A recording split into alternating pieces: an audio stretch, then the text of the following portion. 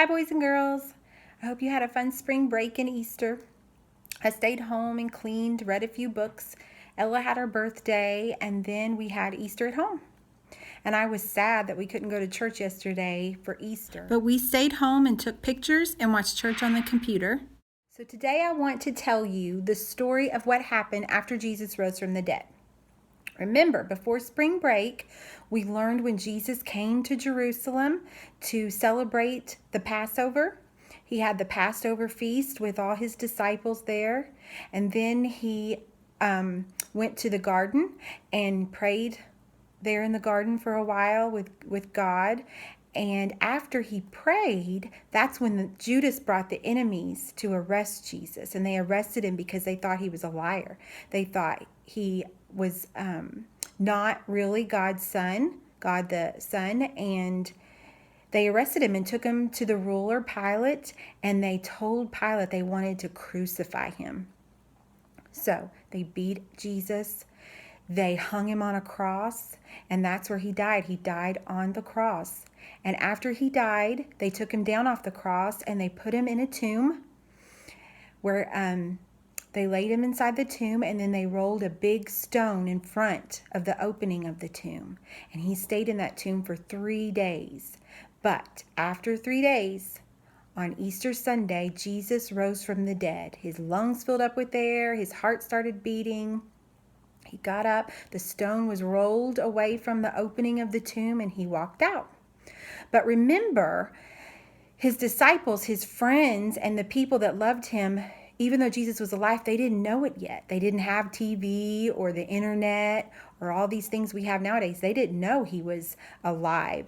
And so today I want you to listen close, because I'm going to tell you what happened after Jesus rose from the dead. That same morning, just as the sun was rising, several women who had been Jesus' friends went to the tomb.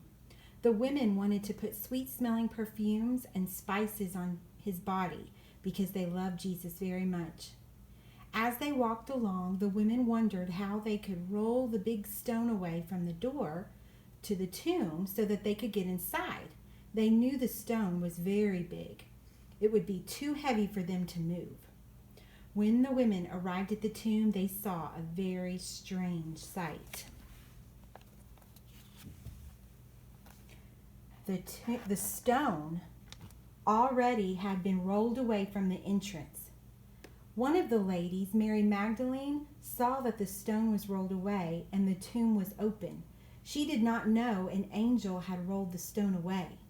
So quickly, Mary ran to tell the disciples that the stone was rolled away.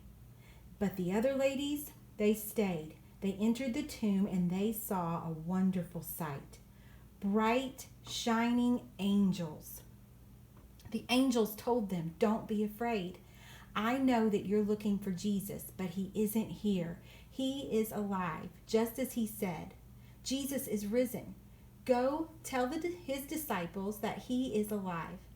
The woman could see that Jesus was gone. At first, they were afraid, but then the women ran to tell the disciples what they had seen and heard.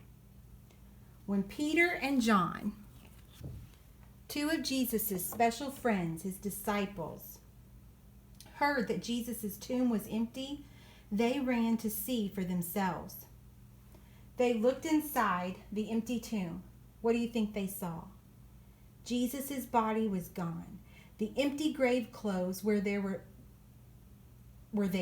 and the napkin that had been about Jesus' head was there, but Jesus' body was gone.